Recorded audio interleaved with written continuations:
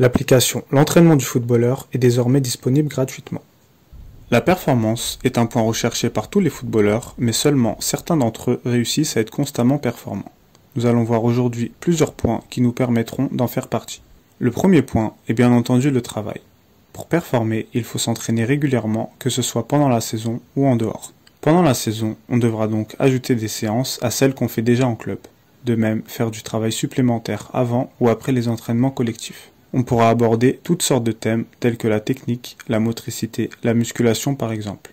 Il faudra prendre en compte ses caractéristiques de base, c'est-à-dire ses qualités et ses défauts, et de même ce qui est demandé au poste dans lequel on évolue.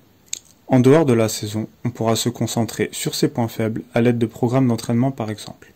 On pourra de même se concentrer sur des aspects qu'on peut moins aborder pendant la saison, tels que le travail en salle ou l'enchaînement de petits matchs en five par exemple, dans le but de prendre du plaisir et de même de développer sa technique et sa créativité. Le second point concerne la prévention de blessures. À partir du moment où je m'entraîne régulièrement, je dois prêter attention à cela.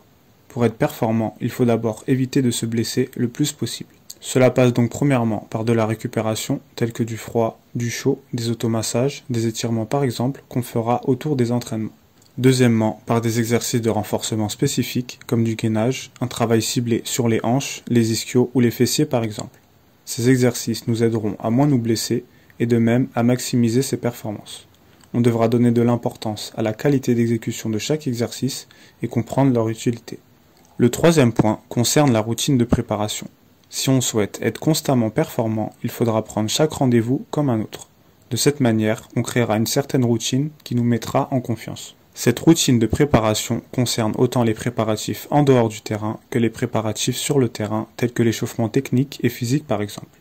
Le fait de procéder ainsi nous enlèvera une partie de stress lors des grands rendez-vous, car on les abordera comme des rendez-vous normaux et nous permettra de même de ne pas négliger les rendez-vous moindres. Une constance dans la performance passe donc par une constance dans la préparation. Le corps abordera mieux une chose qu'il fait régulièrement qu'une chose qu'il fait rarement ou pour la première fois. Le quatrième point concerne l'alimentation et l'hydratation. Si je veux performer de manière régulière, je dois avoir une alimentation contrôlée car elle est mon principal carburant. Elle contribue à la répétition des efforts, que ce soit dans un match ou dans l'accumulation des séances. Elle joue de même un rôle dans les blessures. Si je mange déséquilibré par exemple, mon corps sera plus sensible aux blessures. De même, si je mange en trop grosse quantité, je ne serai pas assez rapide. Ou encore, si je mange pas assez, je manquerai d'énergie. Il faudra donc trouver un juste milieu en se concentrant sur des aliments de base. Concernant l'hydratation, il sera préférable de boire petit à petit, tout au long de la journée et pendant l'effort. On évitera les boissons autres que l'eau, le lait et les jus naturels. Le cinquième point, pour être constamment performant, concernera le repos. Le repos est un facteur clé dans la performance. Lorsque j'enchaîne les entraînements, je dois pouvoir récupérer de manière qualitative. Je dois donc avoir un sommeil convenable, en moyenne de 7 à 9 heures par nuit, de même privilégier le fait de dormir avant minuit. Je dois de même avoir suffisamment de repos avant un match ou un test. Pour cela, je dois répartir mes séances de la sorte à avoir mes grosses séances en début de semaine et mes séances plus légères en fin de semaine. Il est bon d'avoir au moins un jour par semaine ou tous les 10 jours où on ne s'entraîne pas. En l'occurrence, cela peut être la veille d'un match. Le sixième point, pour parvenir à être constamment performant, concerne l'attitude et la gestion des émotions. Lorsque je suis sur le terrain, je dois avoir une attitude stoïque et être pleinement concentré sur ma mission. Je ne dois pas penser à ce qu'il pourrait se passer à l'extérieur du terrain ou encore aux conséquences de ce que je pourrais rater sur le terrain. De la même façon, si je réussis une action ou marque un but, je ne dois pas rester sur mes acquis mais en vouloir toujours plus. Je dois toujours prendre les matchs avec sérieux, mais ne pas penser à l'enjeu de la sorte à jouer avec plaisir et décontraction. La seule différence entre les entraînements et les matchs est l'approche mentale. Si j'arrive à me convaincre qu'il n'y a pas d'enjeu, je pourrai pratiquer le meilleur football possible.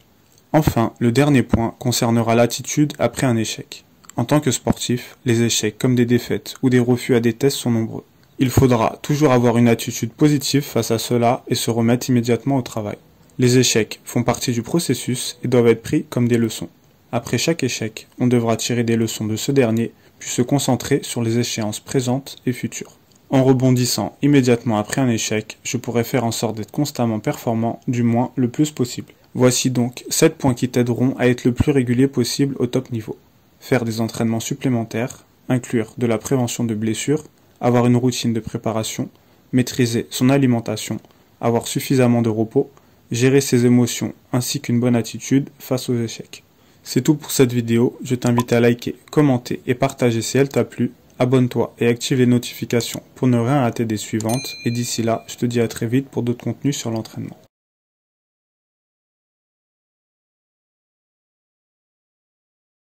Et donc voilà, je recommande ce livre pour les footballeurs. Karim Tarwat, en ensemble.